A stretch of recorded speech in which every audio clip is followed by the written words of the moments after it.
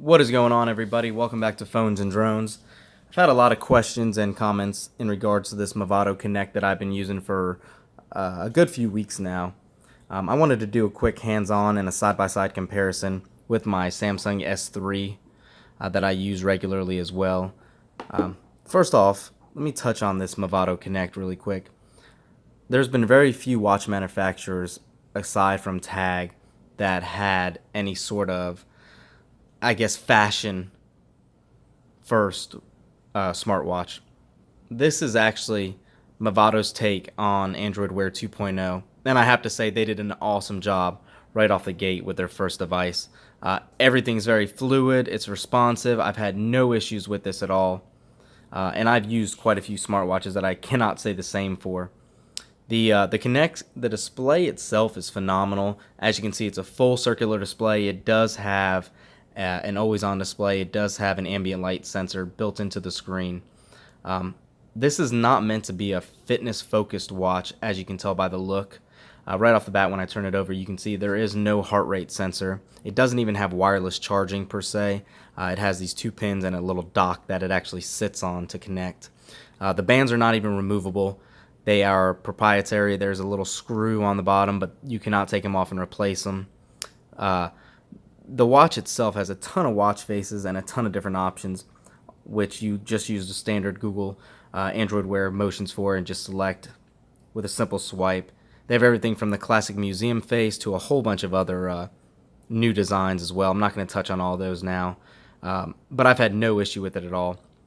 The crown on the side of the watch is great to have. However, it's not used to its fullest potential in my opinion.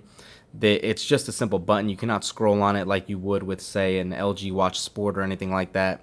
In order to scroll through all your options, you're still going to have to scroll on the screen itself. It does have Android Pay built in, which is comparable to a Samsung, which just has its Samsung Pay options. But if you're going to wear this and you expect to go near the pool or go near water or anywhere in order to do anything fitness focused, you're definitely going to want to go with the S3. It's half the price. I believe you can get this for $299 or something of that nature now.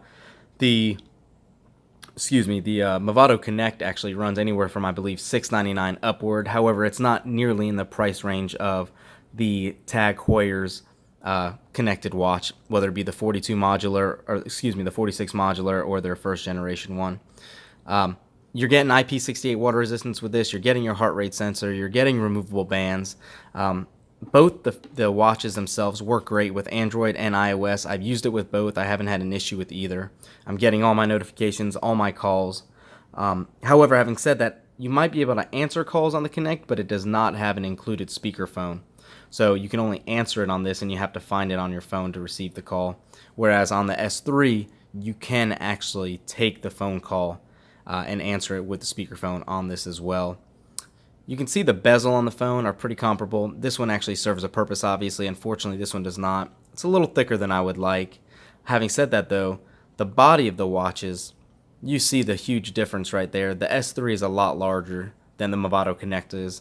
I believe it fits better on my wrist.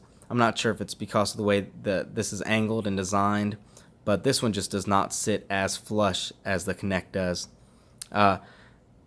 As far as battery life, the S3 does get better battery life than the Movado Connect. That is the one area I have had some issues with.